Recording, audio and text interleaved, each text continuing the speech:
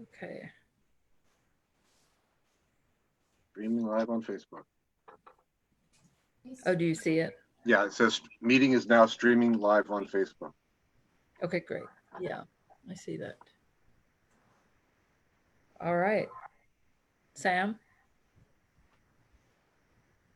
Well, welcome to the Conversation in Action, sponsored by Global Faith in Action and Beyond Tolerance Movement.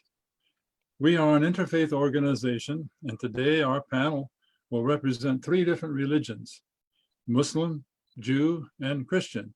But when we have our activities, we try to use as many different religions as possible. For this year, Global Faith in Action has no longer able to sponsor some of the things that we've done, such as dinner dialogues or music events that focus a variety of musical expressions and pulpit exchanges. And so we're doing this, a panel discussion. And our motto is a world of faith living together beyond our differences. Well, it's been several weeks since we had our last panel. And since our last panel, it seems as though the coronavirus epidemic is growing and racism has become more than a source of conversation. Yesterday, I listened to 8 Black American pastors, religious leaders. They were on the air, and they all said they were angry about the way Black lives had been treated. One of the pastors said, "I'm tired of turning on the TV and learning about another Black man killed, but I do have hope." And another said, "These days I do not know if I go out of the house, I will be okay. But I'm hopeful, even though my heart is in grief." And another pastor said, "I like to ride my bicycle, and I ride my bicycle all through town and even take roads outside of the town.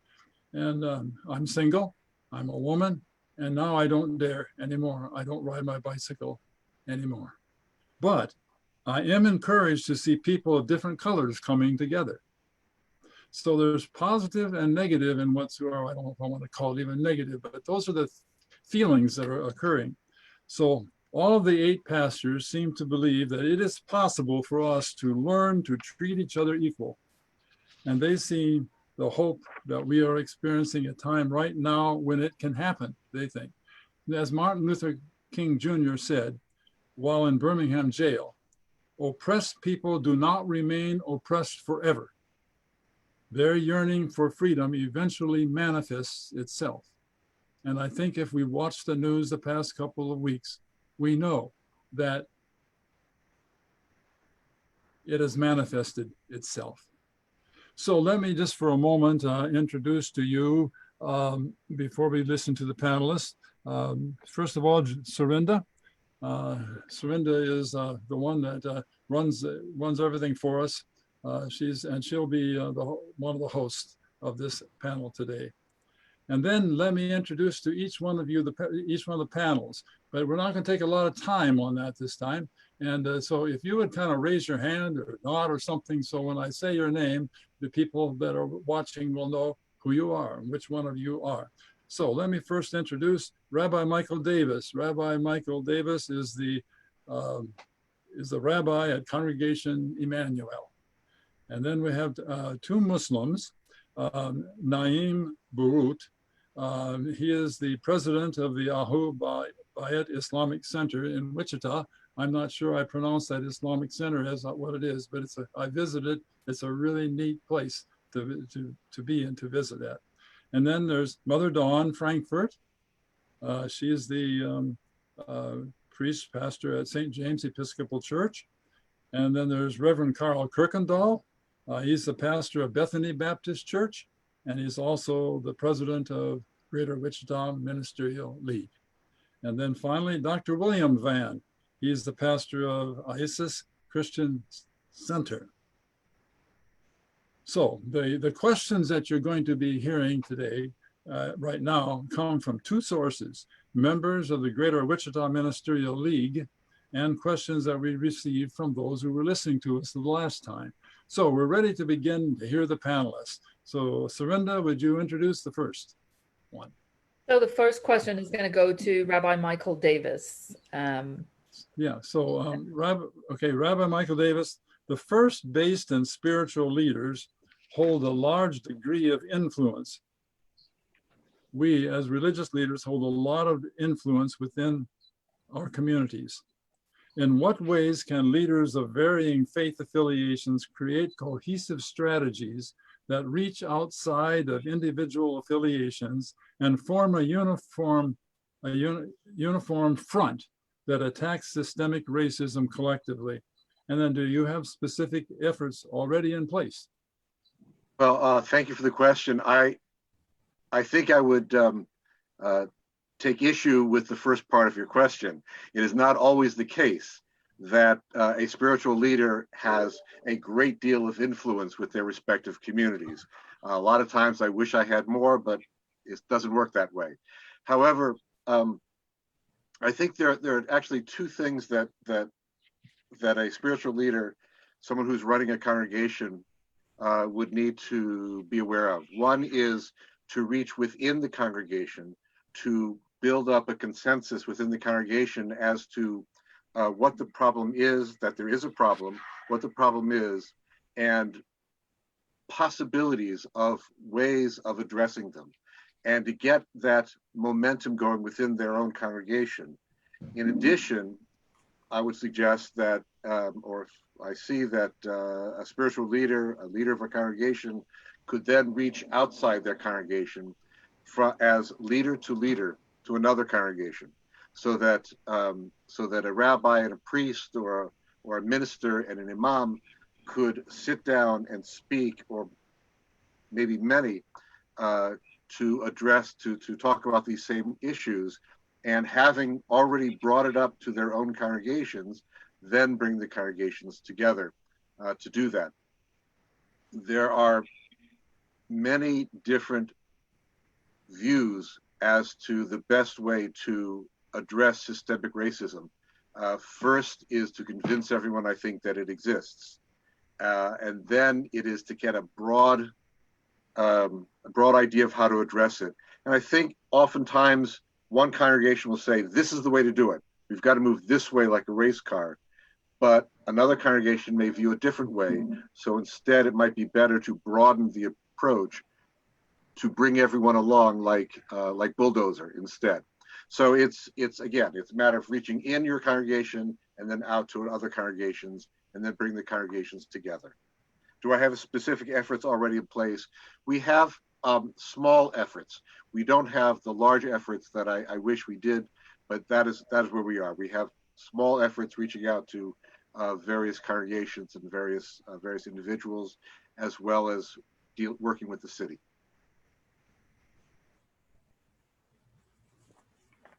Thank you, Rabbi.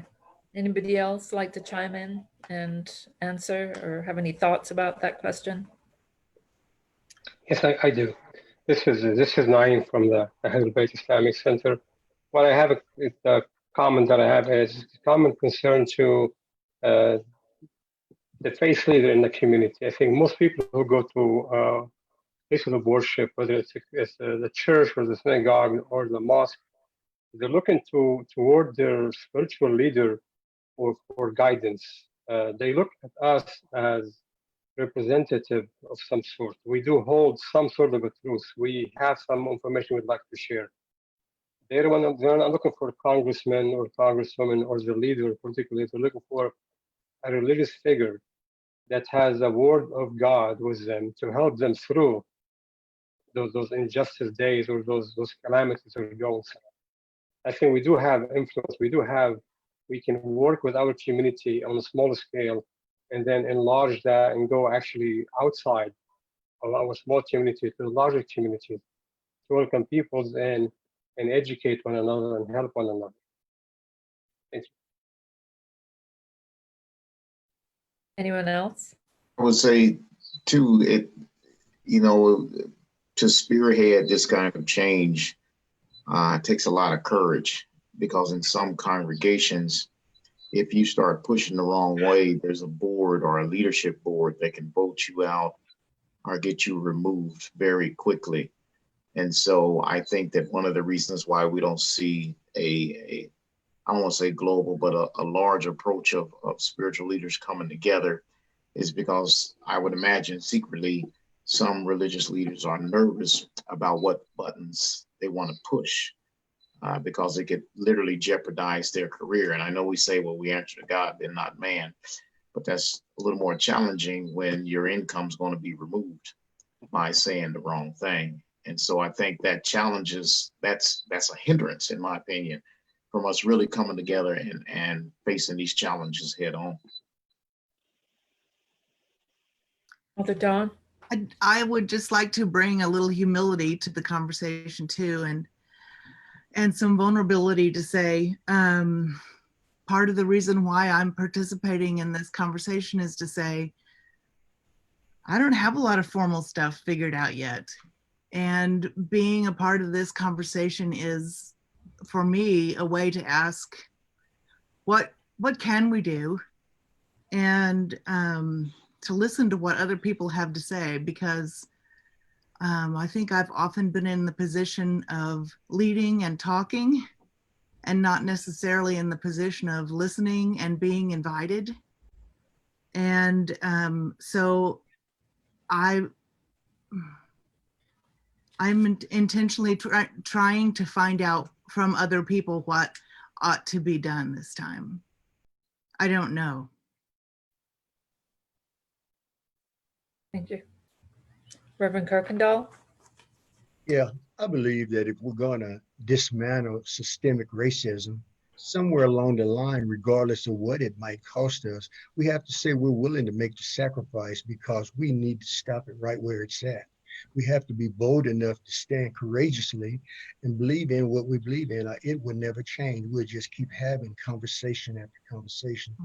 Mm-hmm. And I think we have to stand and also take a chance where maybe we might end up losing our salary. But however, I'm sure Dr. King and other leaders that faced the same thing felt the same way. Mm-hmm. Thank you. Can we move on to the next question, Sam? Sure.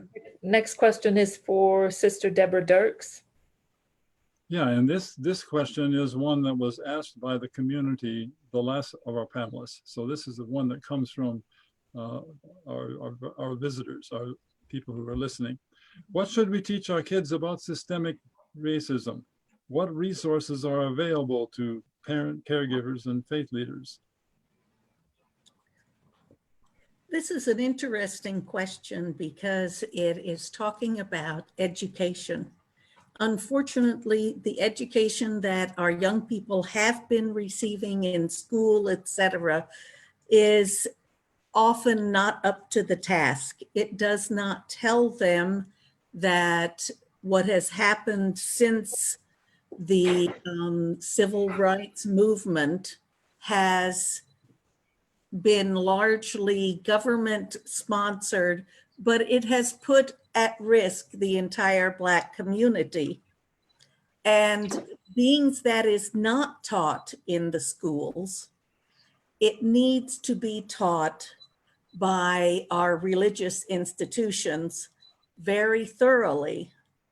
If you believe that Black people deserve to be arrested 60 times more frequently than whites, then you are, by definition, believing there is something wrong with the Black people.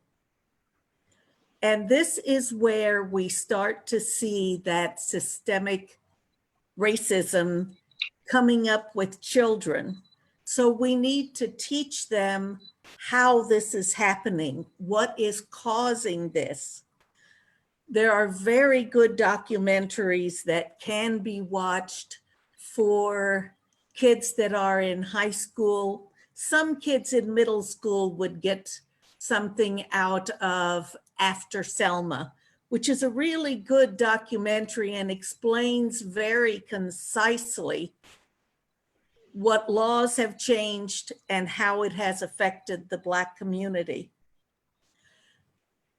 And I would encourage parents and organizations to use that to the extent that they can, because we're not going to just get people to listen to a speech. I think we have to go to what is out there that is visual. And people are used to getting information from the TV. So doing a documentary, I think it's free on Prime, this one is, but others are on Netflix or Hulu. It's easy to get these things, but convincing the community that they need to be showing this to their children is going to take some doing.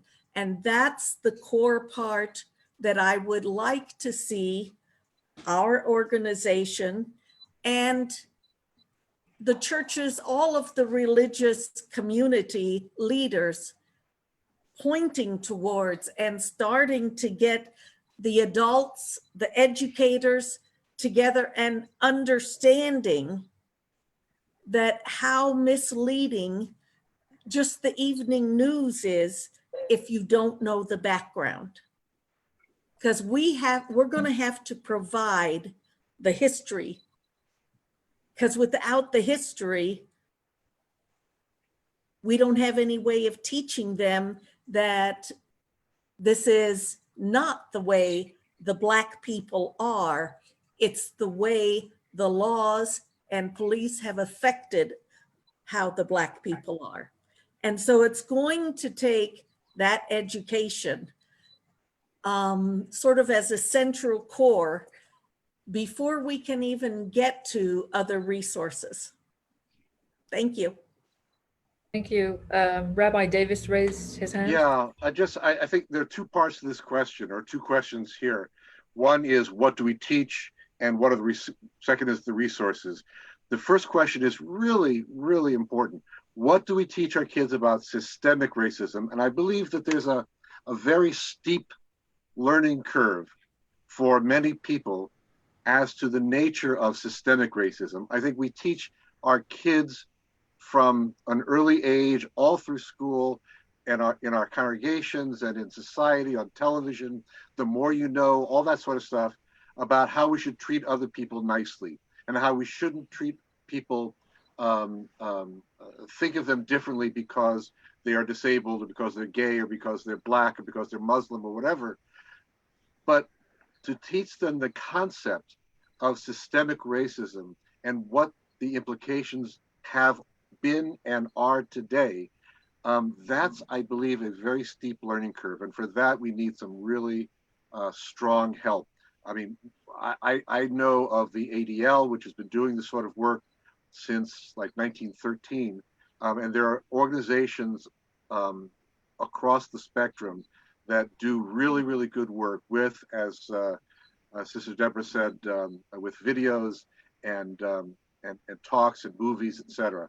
But first, we really have to teach them this concept, which is an unfamiliar concept for many people, of systemic racism, not just being a racist, but systemic racism. Mother Dawn. Well, and I think that means just talking openly to our kids and even to our congregations. You know, the mainline story is, it still goes like this. We don't often refute, and we should refute more. We should be able to refute this story to our children and to our congregations, that Black people aren't by percentage more often poor because they don't work as hard, or they aren't as well educated because they choose not to be. It is because for generations, for every generation, they have been given less opportunity.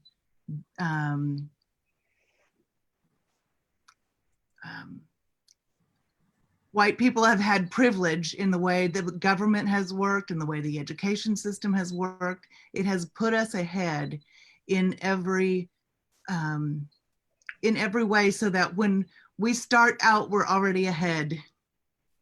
And to understand that fundamentally is to begin to understand that somebody is starting at a different place, not because they're fundamentally a different kind of human being. Thank you. Anybody else care to share anything in response to that? Naeem? I guess something to say I would like to share is that the thing is part of the second question said, what resources are available to parents and caregiver and faith leaders? I think the first thing we have to be able to get to is, as a faith leader, are we educating ourselves first? Are we removing our biases before we start teaching others? Are we looking at our own history and examining that and evaluating that history and be able to criticize it and critique it? Once we are confident, we are at that point, then we can reach out to our kids and community and teach them, knowing that I know my history, I know what I have done or my generation have done before. Now I can come with a clean slate and teach from a knowledge base, not from something I just picked up from TV or something like that. It's very important to go through yourself first, as it's specifically in the Quran. It says the only way you can start is you have to start from within yourself. Change yourself first before you change other people. Mm. True. Thank you. I think too, one of the real challenges in this is that, and the question has to be asked, it's a very hard question, and that is, are those who have been granted through privilege, through color, skin tone, the opportunities to advance further than others, are they willing to give up our share in that? Because at the end of the day, I mean, what are we teaching our kids about systemic racism? I would call that table talk and pillow talk. And what, as it said earlier, you don't address, what you don't refute, then becomes cemented in a child's mind that this particular behavior is acceptable. And so the first thing that has to happen is just laying it on the line. Can white America accept the fact that some of the things that they do on purpose and possibly not even realizing it help develop racial biases within their children? And so they end up passing it on to a whole nother generation. If I'm sitting at a table and I'm a teacher or whatever, and I say, boy, this little black girl just da-da-da-da-da-da-da-da. Well, what that child hears at that table is subconsciously the black kid done this. If that's repeated enough, eventually that becomes a bias or the way that they begin to think that black people behave and act. And so if that mom or that parent doesn't take the time to explain, as I think Dr. Don said, the totality of what happened, or maybe it was Mother Deborah, the totality of what happened in that situation, then that kid begins to develop a bias about a group of people because they don't know the full story. Right. Can I add something? I'm sorry, I know I spoke already, but you know, that's a really important concept that is going to be one of the hardest for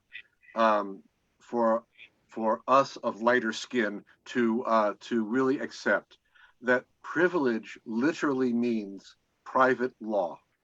And we have benefited from this private law that affects us, and the knowledge that we are going to have to give something up. Yes, we've always been taught, let's bring up to our level people who are disadvantaged, who have been pushed down, who have been oppressed. But the notion that we're going to have to give something up, that's going to be real tough. And that's going to be a real tough sell. And it's important, but it's going to be tough. Right. Good point. Can I add this in?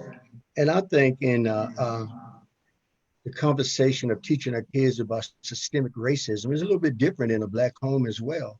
For example, I remember having the conversation with my father when I was 15 years old, studying to get my driver's license. He gave me my first lesson on systemic racism.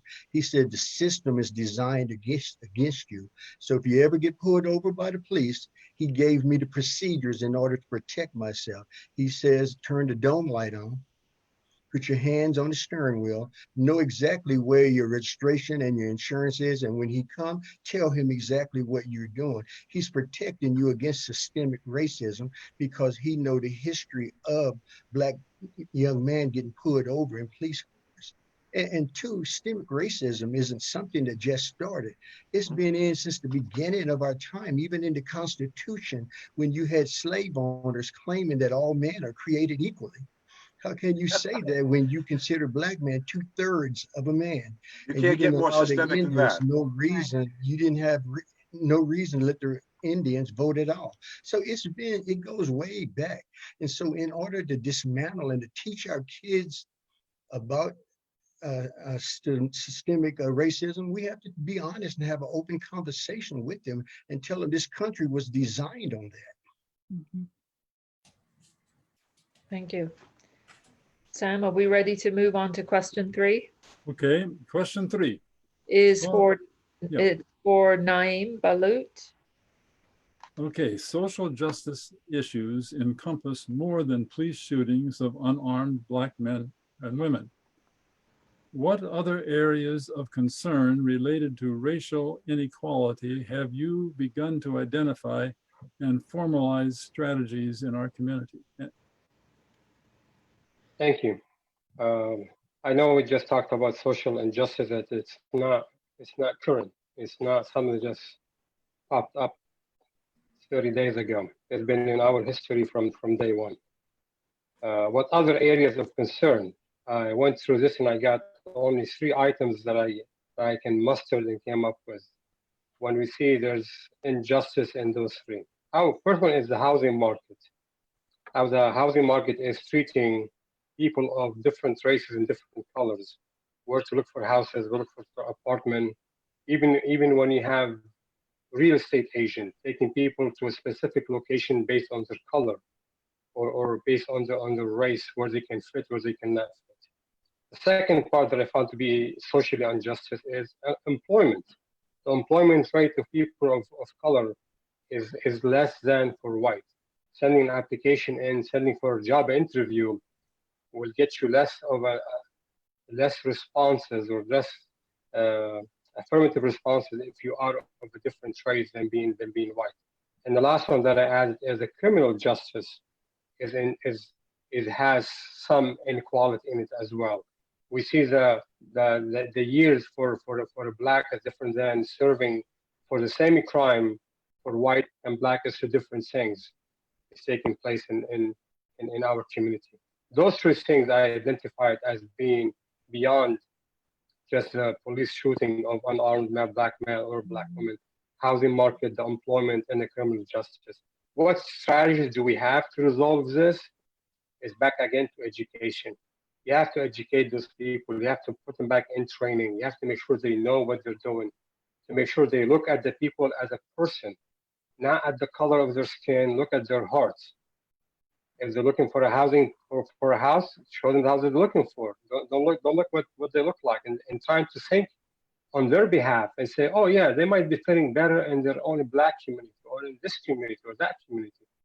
Do not do that. Treat them all equally wherever you go. A job will be the same issue. When you apply for a job, do not look at the race of it. Look at the education level, look at the experience level, and open your businesses up for that level that you're looking for. And the third thing is justice.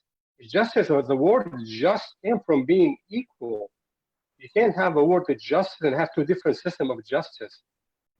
A white justice and a Black justice or brown justice. Justice is just. You have to be even. You have to be fair, regardless of the color of your skin. You look at the crime and you act on that crime and you send based on that crime. Those 3 things that I listed in the strategy that we're working for might help. And it has to start with education at a young age.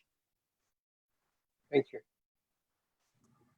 Anyone else care to comment on that? I'm sorry, I have a lot to say. I apologize. Yeah, no, go ahead. But Go ahead. the question dealt with strategies, and everything that Naeem said was absolutely correct, but it all falls on the individual to change their behavior. And unfortunately, I think the strategy is more than that.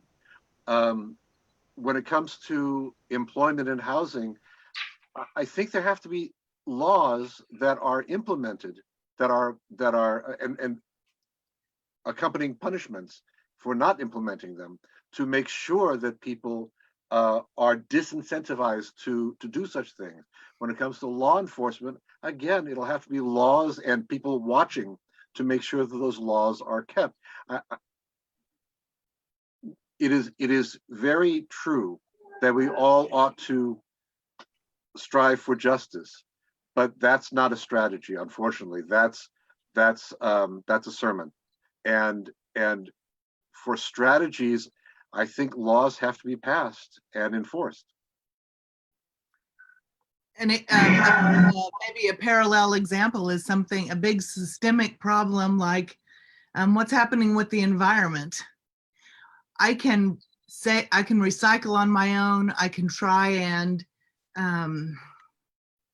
save energy on my own, make my carbon footprint smaller on my own. Those are all good things to do. But until the government makes us all be better stewards of the environment, until huge corporations make their products better for the environment, we don't have as much impact as individuals. And so we need government and big organizations, big institutions to help us change what is the status quo. Deborah? Yes, that is true. We do need big institutions and government to help, but that also puts this in the realm of something that we can do very little about besides go vote.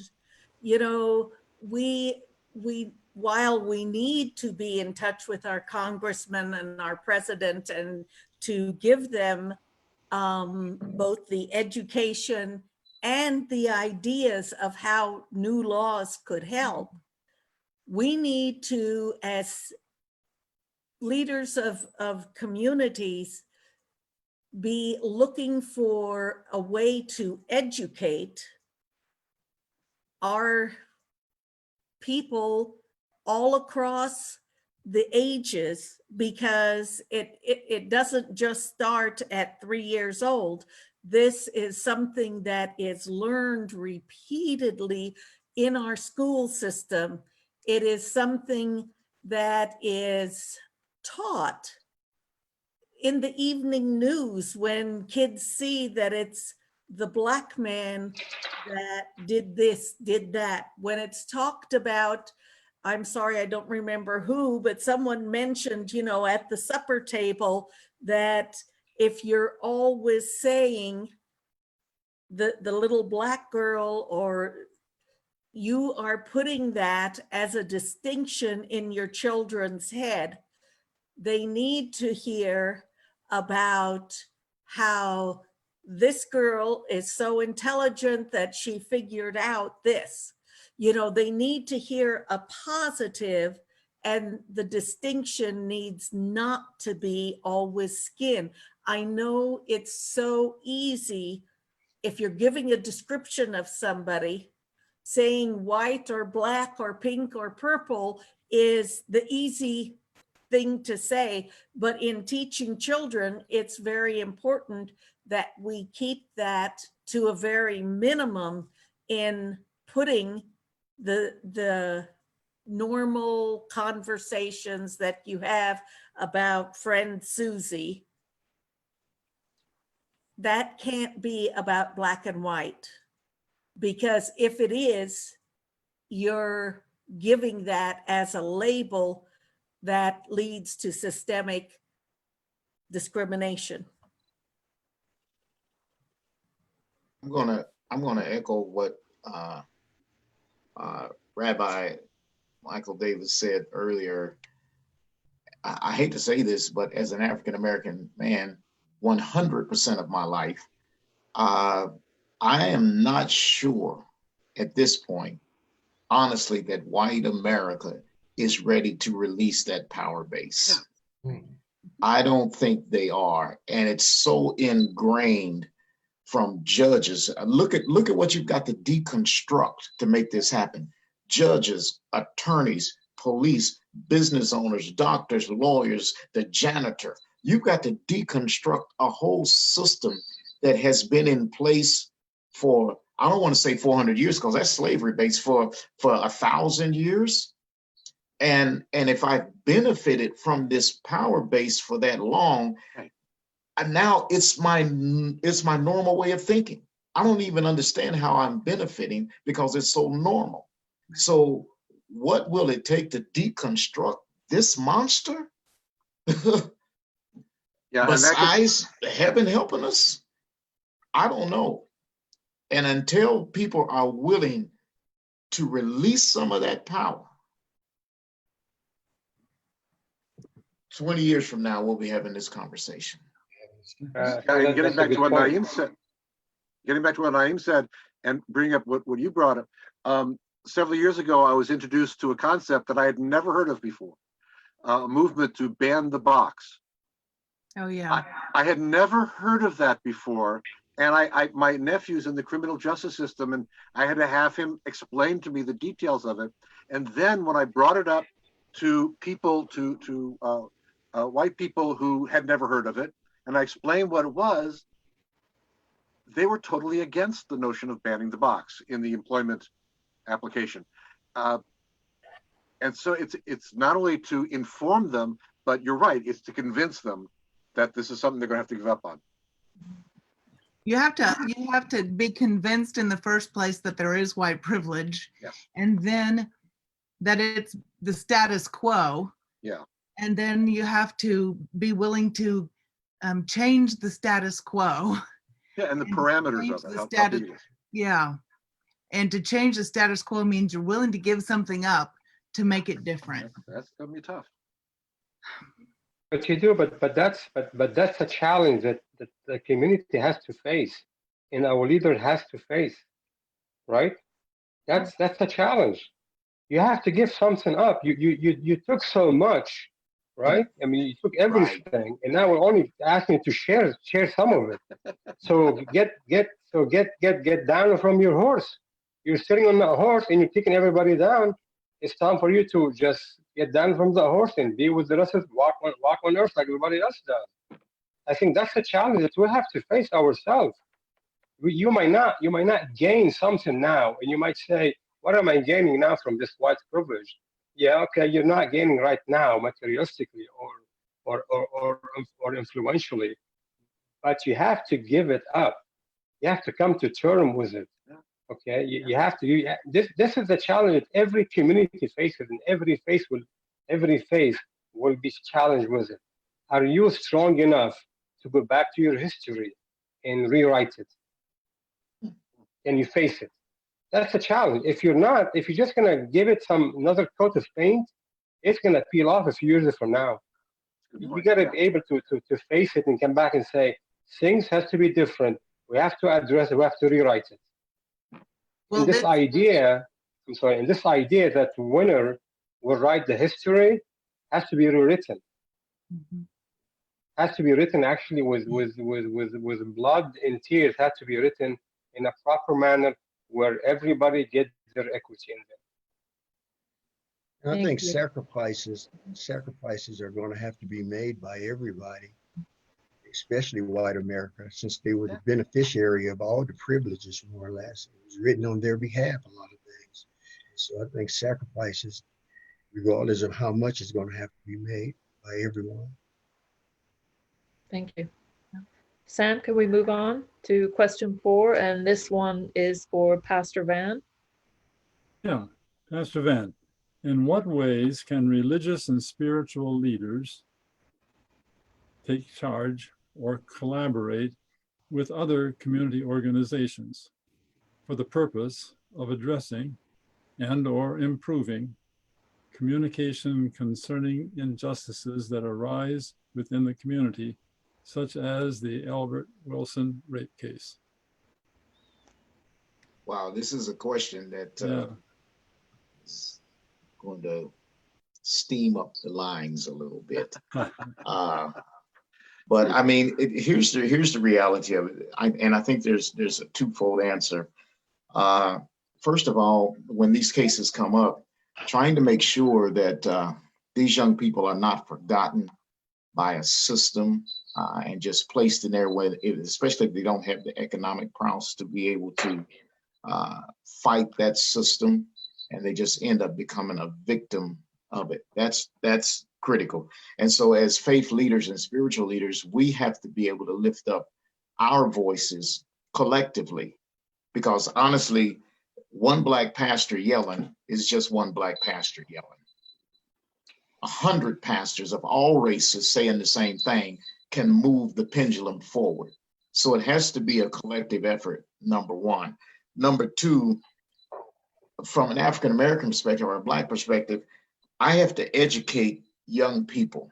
And I think Pastor Kirkendall talked about the talk, but there's another talk that I've been having very frequently with several young African-American men. And that talk is making sure that they govern themselves accordingly. And I asked them, can I talk about tough stuff in this dialogue? I asked them, what's the issues? And these young men responded to me that sometimes people of other races, especially young females, throw themselves at them until there becomes a problem, or until dad finds out that you were talking to this black guy, and in order to clear your slate, you now say that he was touching you inappropriately or kissing you inappropriately, and all you're doing is clearing the slate between you and your dad is now mad at you for 2 weeks. But this young man is about to face 20 years in prison behind that. I remember we were at a camp one time, and I took a bunch of high schoolers there, and I finally had to tell a leader, listen, I'm gonna just be real, so please don't be offended. I don't need these white girls out in front of my dorm room with my guys every morning waiting on them. That's a problem waiting to happen, because I've got 15, oh God, y'all gonna kick me off the panel. I've got 15 horny little high schoolers. That's just the truth. What do you think's gonna happen? What do you think? If you throw yourself at this young, what do you think is going to, you know what's going to happen. And so when somebody finds out, now you cry rape when it wasn't rape at all. You were just as much initiating it as he was. Or matter of fact, you were the one that really initiated it. But because you can cry rape, and the penal system is designed to attack and villainize the black man, so now he's going to jail and you're going back home. And he kissed you, so you wrecked his life for a little bit of tongue. I'm gonna get kicked off here tonight. Oh my goodness. You wrecked his life. Are you serious? I mean, come on, so I have to have conversations with young African-American men in particular and tell them, listen, you have to be careful, because one night of fun, consensual fun, can cost you your life. And everybody else goes on with life as normal, and now you're stuck in a system. And think about it from these terms. So this young man, I don't know the judge, but I've heard rumors about the judge. This young man goes before a judge who already has a track record of being harsh on African Americans. Now, what do you think? And I'm not saying this is what happened, but I want to consider with me. So what do you think if whoever the judge is sitting there and he's upset because maybe his daughter was interested in a black guy, but he convinced her not to be with him. And now he's got the opportunity to make a young man pay. Do you think that young man has got a snowball's chance to get out of this situation? I doubt it. So as religious leaders, I mean, we have to storm the bank, storm the walls, however you want to call it, when these things present themselves, number one. But it has to be more than just African-American or black pastors speaking. It has to be a collective body of all races coming together and saying, this is wrong. It has to be that. Number two, as an African-American leader, I have to make sure I'm educating my young African-American men, not just about what to do, as Pastor Kirkendall said, when the police pull them all over, but also what to do if there's perchance a Caucasian female that wants to talk to them, what the potential problems can be with that. Now, at the end of the day, love who you love, marry who you marry. But when you're 15, you need to watch yourself. And I've been taking the time. Matter of fact, I just had a conversation with about 5 young men about 2 weeks ago on this very exact subject. I told them, listen, you have got to be careful, because one slip up, even though everything was consensual, can cost you 20 years of your life. So we've got to be aware of this. And this is a problem that goes back to people in power who now have the ability to not only slap somebody's wrist, but to put their thumb on them, or put their foot on their back, or their knee on their neck, and not kill them physically, but kill their potential for the next 20 years.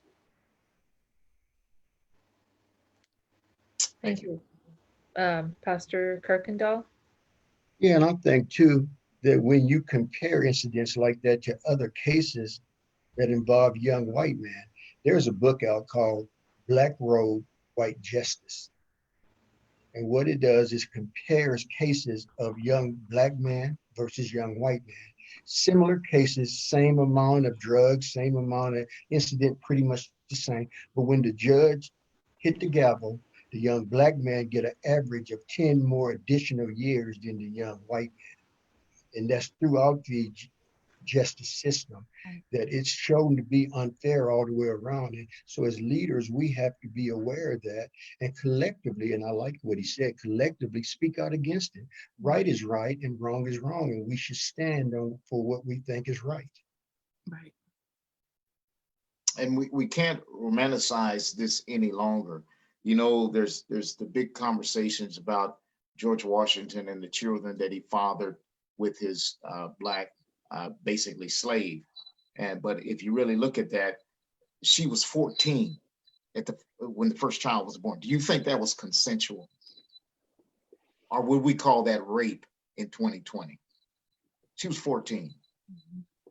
So don't romanticize stuff when that wasn't the case at all.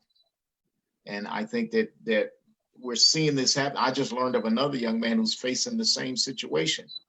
And one of the young men that I was talking to in my conversation 2 weeks ago said that they was at a party, just hanging out, whatever, and they got kind of kissing, whatever. And the young lady told him the next day, "Hey, I didn't consent to us kissing last night."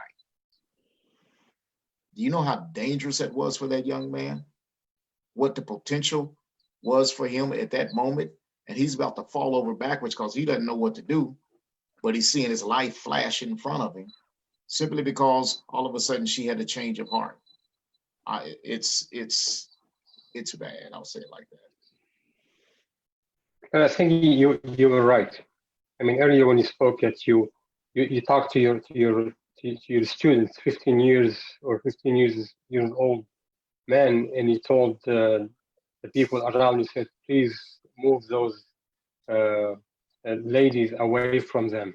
You did try. That's your job as a spiritual leader. You did step in because you could see the harm coming a mile away. You knew something has to be done. So you did step in. You did create some sort of a barrier, and you did protect them. And I think you're probably grateful for what you have done. And that's what we do. We educate them because we don't want them to be in this mess. We don't want them to be stuck in their life ruined because it felt like it was, and it looks good or whatever it was. You stepped in and you created that boundary and you protected them.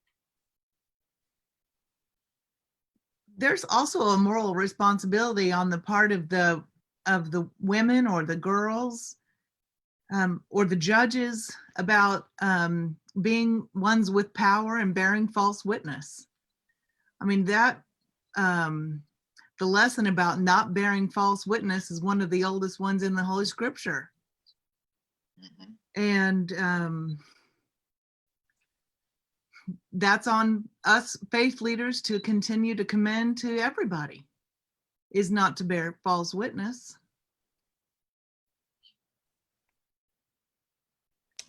If Thank if you. I may add, if we step beyond the specific situation of the sex involved, the question dealt with injustices within the community, and one of the things that I think Dr. Van said, that if one black preacher stands up and yells, or if a bunch of black preachers stand up and yell, it's still going to be a black issue. This is a time for communication.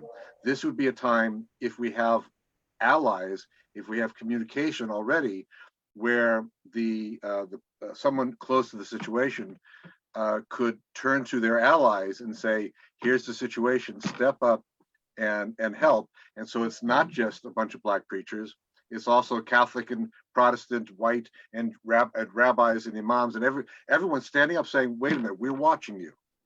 We're watching what's happening. So it's not, this is a broader issue, I think, than just, male and female teenagers going too far.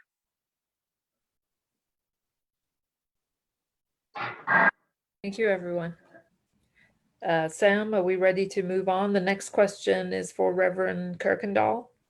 Yeah, in his letter from Birmingham jail, this is Dr. King, he addresses a lack of urgency from his white counterparts, his white spiritual leaders. What conversations are being discussed so non-black leaders have the same sense of urgency as black spiritual leaders with regard to black lives and other racism that impacts multi-ethnic people? Well, we understand that Dr. King wrote this letter from the Birmingham jail to his critics, which were white clergy.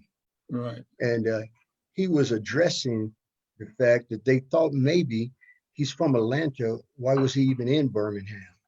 But he wanted them to know, we need to know, that injustice in Birmingham is also injustice in Atlanta, that injustice in Minnesota is also injustice right here in Wichita, that we have to stand because injustice anywhere is a threat against justice everywhere. And he wanted his clergy to know that. He really wanted them to know that being an ally requires taking action, that simply caring sometimes is not enough, that you have to take action.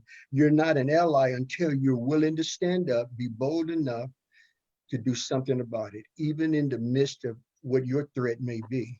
So yours may be different than mine, a threat of losing your job, a threat of losing your position, friends, or social status, but you have to be bold enough to stand up for what's right, because wrong is wrong. And until we collectively stand up together, like they did in King's March, and it's just a voice unheard. So collectively, Dr. King wanted us to realize that we can help bring about a change.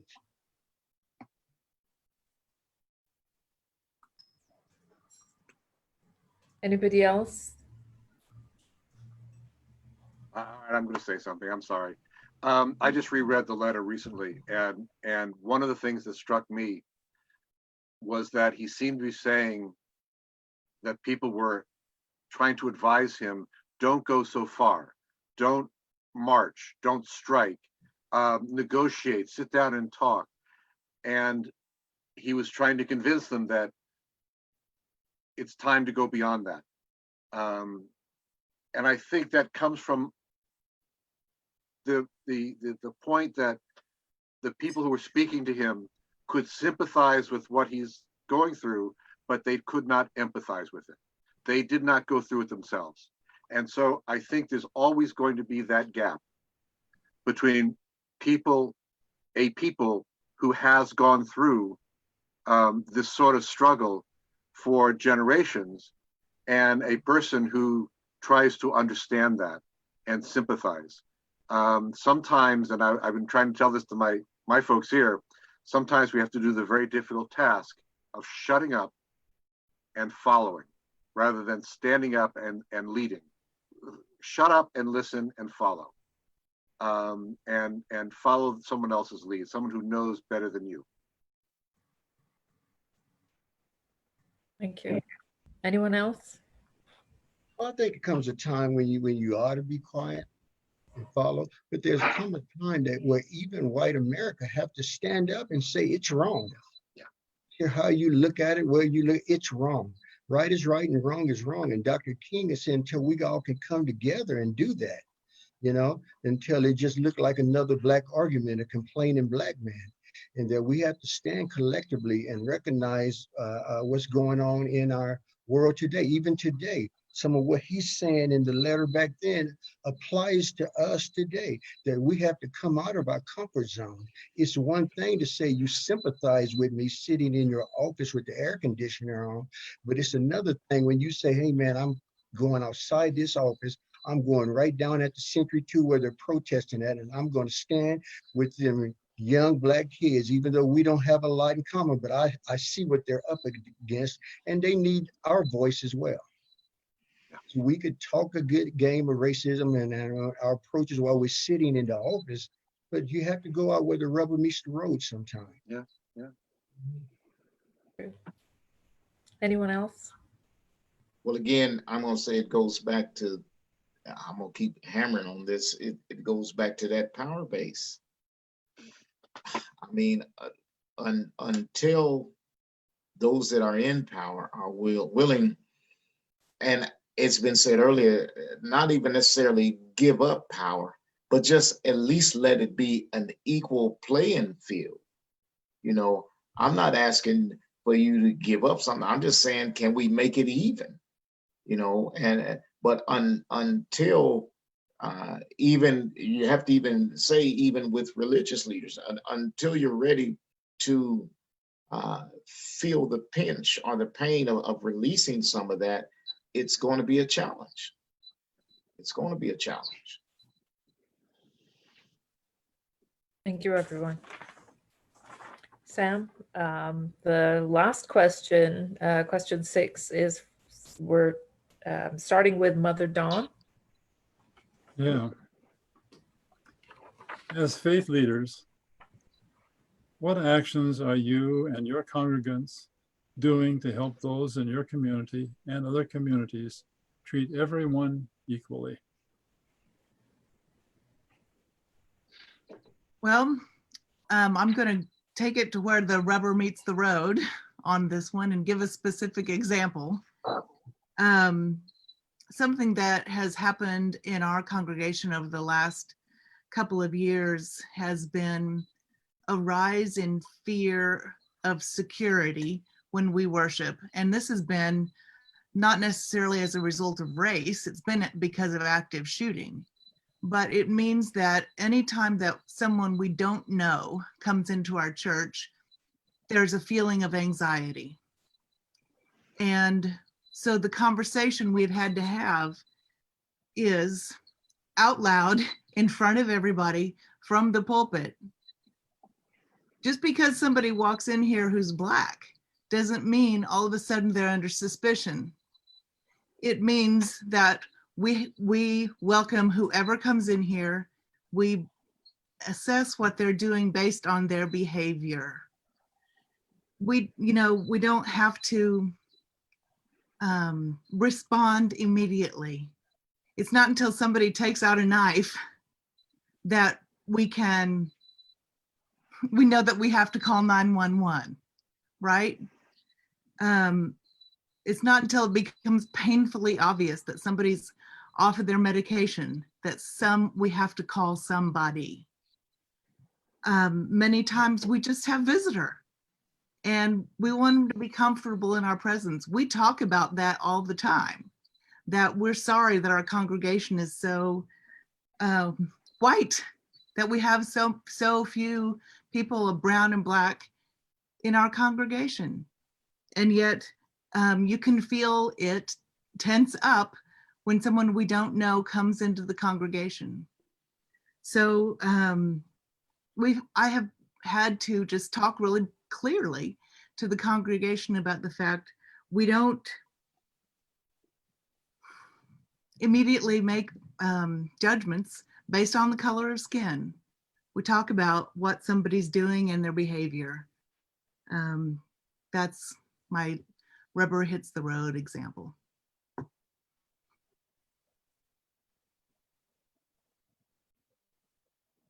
I think that, could I say? I think that we all can relate to what you're saying because of the fact after the shooting in South Carolina, I think a lot of Black churches was well aware when a white man walked into the room. Yeah. It was all kind of looking. Matter of fact, I had to send some deacons over to security training over to Bill Van's church because we all aware of what the possibilities of what can happen. But what I love about the Greater Wichita Ministerial League, and I'm not selling myself, is that it's such a wide spectrum of different pastors in there. We have some to the far right that are pro-life and they don't want to hear nothing else. We have some that say it's okay for a gay man to be in the pulpit and preach it. And so it's a wide spectrum of ministers that come together, but they accept each other's differences. And we have one thing in common. We believe that Jesus is Lord. And so we build on that. And so some years ago, they come out with a pulpit exchange. And I believe Sam had something to do that, to where we would go to all white churches. I was a Black preacher in an all white church. And when I got there, I mean, they really, really just made sure they showed me it showed me a really, really comfortable time, made me feel comfortable. And then when they came to my church and I told them, you're getting ready to leave Jerusalem, you're on your way to Samaria now, because this is in the neighborhood where the gang is at, and this is true, Ray and Pookie and the gang, they're all there. And we have an all Black congregation. But after the 3 years of pulpit exchange, they look forward to coming over to my church, and I look forward to going to their church. I think we all have to just come together and really get to know each other. Mm-hmm. Anyone else? Well, that was the last question, Sam. And I think there was something you wanted to share at the end. I don't think there's another question that we have. Okay. No. And it is time for us to quit. So I just want to thank you. This has been great. And it was a nice way to conclude this. I want to say thank you to Chelsea for helping us put these questions together as well. Chelsea, yeah. I want to say thank you to Maria for helping to get the word out. And then I would like to leave with just a statement here that comes from Martin Luther King. At the end of his big long letter in Birmingham jail, this is what he said, and I think it will send us off. It's a nice send-off statement. Let us all hope that the dark clouds of racial prejudice will soon pass away, and the deep fog of misunderstanding will be lifted from our fear-drenched communities. And in some not too distant tomorrow, the radiant stars of love and sisterhood and brotherhood will shine over our great nation with all its scintillating beauty. Yes, we've got a long way to go, folks, but you've really helped tonight. Thank you so much. I hope you will continue to be with us as we have another one coming up in about a month from now. We will have another panel. Thank you so much for helping. And thank you, all of you who are listening. Let's hear from you. Bye. Good night for now. Thank you. Bye-bye. Have a good evening, everyone. God bless and keep you. You too. God bless you. Bye.